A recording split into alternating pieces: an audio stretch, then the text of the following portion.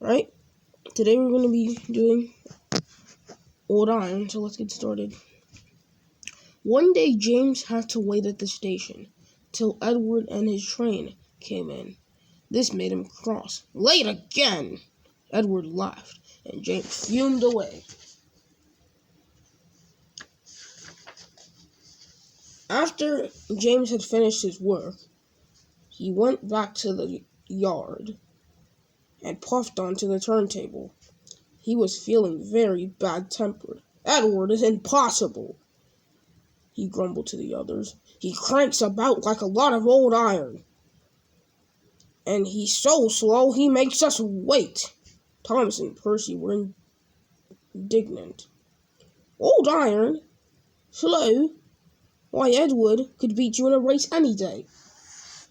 Really? Said James. I would like to see him do that. The next morning, James's driver was suddenly taken ill. He could hardly stand, so the firemen uncoupled James, ready for shunting.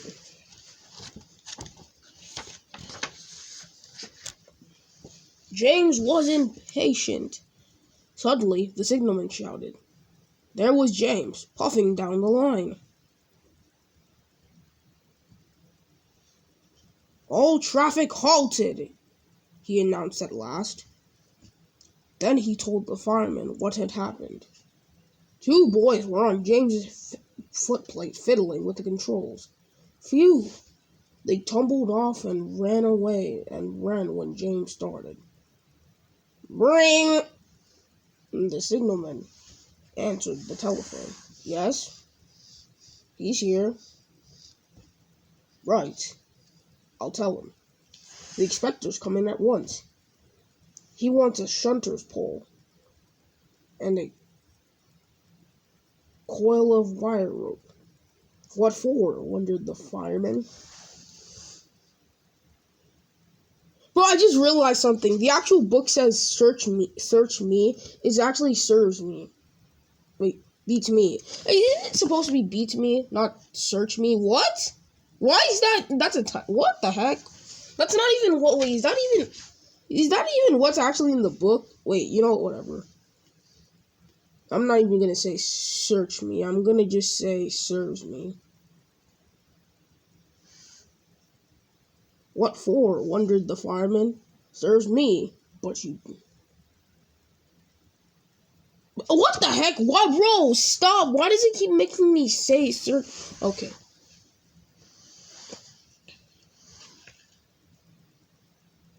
Beats me, but you better get them quickly.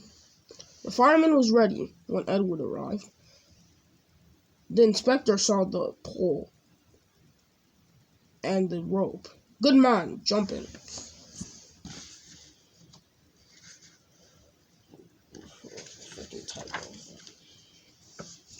We'll catch him, puffed Edward. James was laughing. What a lark! He chuckled to himself. Suddenly, he was going faster and faster. He realized that he had no driver. What shall I do? I can't stop! Help! Help! We're coming! We're coming! Called Edward. Edward was panting up behind with every ounce of steam he had. At last, he caught up with James. Steady, Eddie. Wait, what? No, why did I say steady? Okay, steady, Edward. Called his driver.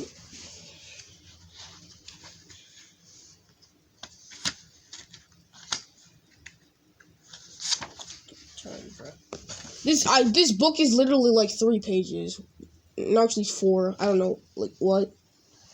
Bro, this story is 4 pages for some reason. Okay.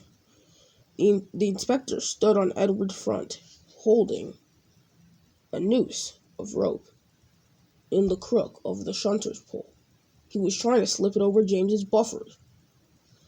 The engine swayed and lurched. Those are not even real words. At last, got him, he shouted. He pulled the noose tight, gently braking.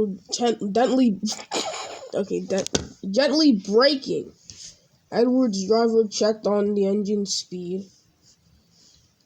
and James's firemen scrambled across and took control. So the old iron caught you after all, chuckled Edward. I'm sorry, whispered James. Thank you for saving me. You were splendid, Edward. That's all right, replied Edward. The engines arrived at the station side by side. Sir Topham was waiting. A fine piece of work, he said. James, you can rest and then take your train. I'm proud of you, Edward. You shall go to the works and have your worn parts mended. Well, thank you, sir, said Edward. It'll be lovely not to clank. And that was Old Iron. Thank you for watching this video. Thank you for subscribing. If you haven't, subscribe. Subscribe. I'm watching you. Anyway, tomorrow I'll be reading Percy Takes the Plunge. Goodbye, folks.